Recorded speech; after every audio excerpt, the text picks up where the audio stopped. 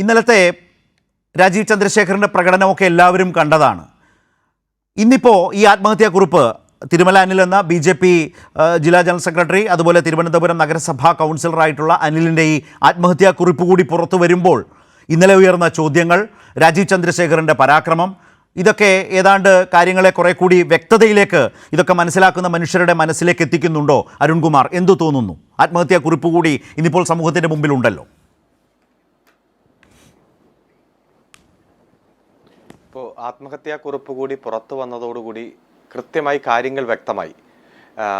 സഹകരണ സംഘത്തിലുണ്ടായിട്ടുള്ള ഭീമമായിട്ടുള്ള സാമ്പത്തിക പ്രതിസന്ധി, ആ പ്രതിസന്ധി തരണം ചെയ്യാൻ വേണ്ടി BJPയുടെ സംസ്ഥാന പ്രസിഡന്റിനെ പോയി കാണുന്നു, സംസാരിക്കുന്നു. അവിടെ ഉണ്ടായിട്ടുള്ള വളരെ മോശമായിട്ടുള്ള ഒരു അനുഭവം കൂടി ആയിരിക്കാം ചിലപ്പോൾ അദ്ദേഹത്തെ ഇത്തരത്തിൽ വാർഡ് കൗൺസിലറുടെ ഓഫീസിൽ തന്നെ ആത്മഹത്യ ചെയ്യുന്ന തരത്തിലേക്ക് മാറിയിട്ടുള്ളത്.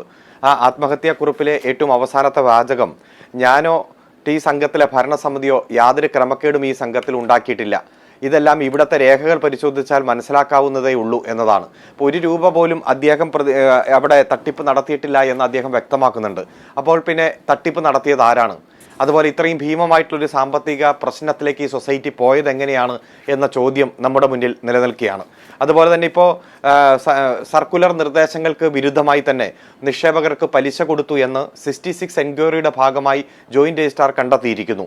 അതുപോലെ തസ്തികകളില്ലാത്ത കളക്ഷൻ ഏജന്റിനെ നിയമിച്ചു എന്നുള്ള മറ്റൊരു കണ്ടെത്തൽ ഇതിന്റെ ഭാഗമായിട്ടുണ്ട്.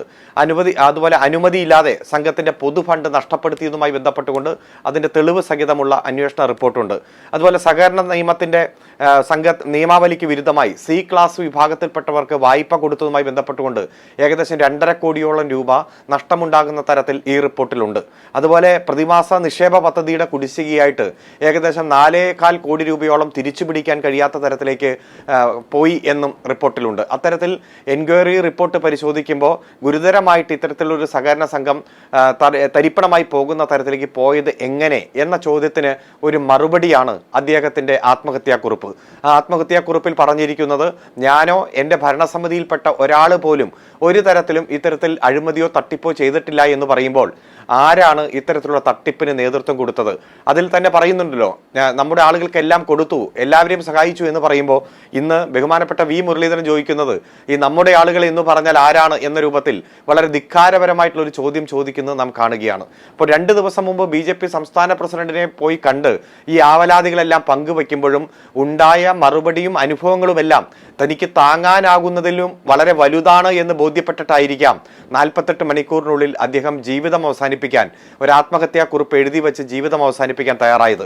അതിൽ ഏറ്റവും വേദന ഉണ്ടാക്കുന്ന സംഭവം, ഒരു കവറിൽ 10,000 രൂപ ഇട്ടുവച്ച് ആ 10,000 രൂപ തൻ്റെ മരണാനന്തര ശുശ്രൂഷയ്ക്ക് വേണ്ടി ഉള്ള പണച്ചിലവായിട്ട് ഉപയോഗിക്കണം. അതിന് പോലും BJPയുടെ ഭാഗത്തുനിന്ന് ഒരു തുണ്ട് രൂപ പോലും, ഒരു നുള്ളു രൂപ പോലും തനിക്ക് വേണ്ട, തൻ്റെ മരണാനന്തരവും BJPയുടെ ഒരു സഹായവും വേണ്ട എന്ന് മനസ്സിൽ കരുതി കൊണ്ടായിരിക്കാം അദ്ദേഹം ഒരു കവറിൽ 10,000 രൂപ ഇട്ടുവച്ചത്. അതോടൊപ്പം തന്നെ കാണാൻ വന്ന BJPയുടെ സംസ്ഥാന പ്രസിഡന്റ് രാജീവ് ചന്ദ്രശേഖരനും അതുപോലെ തന്നെ ജില്ലാ പ്രസിഡന്റും അടക്കമുള്ളവരോട് നിങ്ങൾ എല്ലാവരും കൂടി കൊലയ്ക്ക് കൊടുത്തില്ലേ എന്ന ജനങ്ങളുടെ മുന്നിൽ വെച്ച്, പൊതുസമൂഹത്തിൽ വെച്ചുള്ള ഏറ്റവും ശക്തമായിട്ടുള്ളൊരു ചോദ്യം. അതുപോലെ ഇത്രയും വർഷം പാർട്ടിക്ക് വേണ്ടി നടന്നിട്ടിപ്പോൾ എന്തായി എന്നുള്ള ഒരു ചോദ്യം. BJP വേണ്ട വിധം സഹായിച്ചിരുന്നു, ഇടപെട്ടെങ്കിൽ ഞങ്ങളുടെ അനിലേട്ടൻ ഞങ്ങൾക്ക് നഷ്ടപ്പെടില്ല എന്ന് നെഞ്ച് തകർന്നുകൊണ്ടുള്ള ഒരു ചോദ്യം. ആ ചോദ്യം ഇന്ന് ഈ കേരളത്തിലെ ലക്ഷക്കണക്കിന് ആളുകളുടെ കാതുകളിൽ മുഴങ്ങിക്കൊണ്ടിരിക്കുന്ന ഒരു കാഴ്ചയാണ് നാം കണ്ടുകൊണ്ടിരിക്കുന്നത്. ഈ ഘട്ടത്തിലും എന്താണ് BJP ചെയ്തത്? അന്ന് രാത്രി, മരണത്തിന്റെ അന്ന് രാത്രി തന്നെ പത്രസമ്മേളനം വിളിച്ച് കൃത്യമായി CPM-നെ ആക്രമിക്കാൻ തയ്യാറാകുകയാണ്. അതുപോലെ പോലീസിനെ ആക്രമിക്കാൻ തയ്യാറാകുകയാണ്. പലരും വിചാരിച്ചു അപ്പോൾ എന്തൊക്കെയോ മരണമൊഴിയിൽ എഴുതി വെച്ചിട്ടുണ്ടാകും എന്ന രൂപത്തിൽ.